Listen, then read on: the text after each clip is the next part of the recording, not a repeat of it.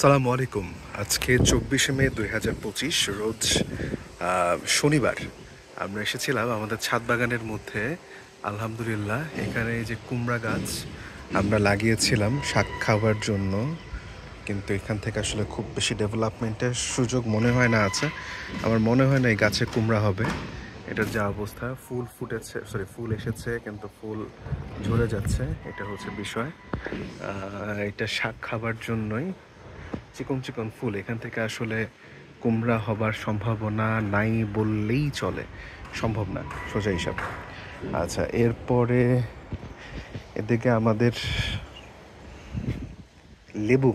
লেবু গাছে অনেকগুলো নতুন শাখা আসতেছে। লেবু গাছে নতুন শাখা আসা মানেই ফুল ফোটার একটা সম্ভাবনা থাকে, কিন্তু আসলে এখানে আসলে ফুল আসবে নাকি বা ফল আসবে নাকি। আর এই যে মিলিবাগ, আমরা কিছু করতে যাব তার আগে মিলিবাগ এসে এখানে কচি পাতা সব খেয়ে ফেলতেছে অ্যাজ ইউজুয়াল। এটা কিছু করার নাই। এরপর হচ্ছে গিয়ে আমরা আমাদের যেই কিচেন কম্পোস্ট করতেছিলাম সেই কম্পোস্ট গতকালকে মিশাই দিছি বেশ অনেকটা ভালোভাবে মাটির সাথে। এখন এইটা আলটিমেটলি কম্পোস্টিং হচ্ছে।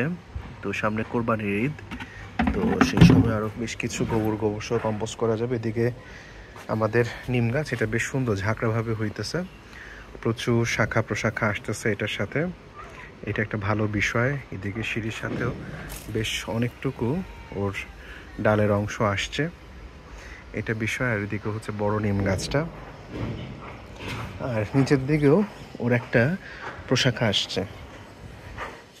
আর এদিকে হচ্ছে আমার রাজশাহীর লেবু গাছ, এটা নিয়ে আমি খুব টেনশনে থাকি সবসময়।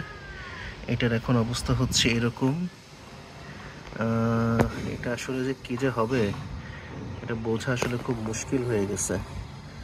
এখন একমাত্র আল্লাহ রাব্বুল আলামিন যদি রহম করেন আর কি, এটা হচ্ছে বিষয়। মাত্র আল্লাহ রহম ছাড়া এটার পক্ষে আসলে রিকভার করাটা ইম্পসিবল, সত্যি কথা যেটা।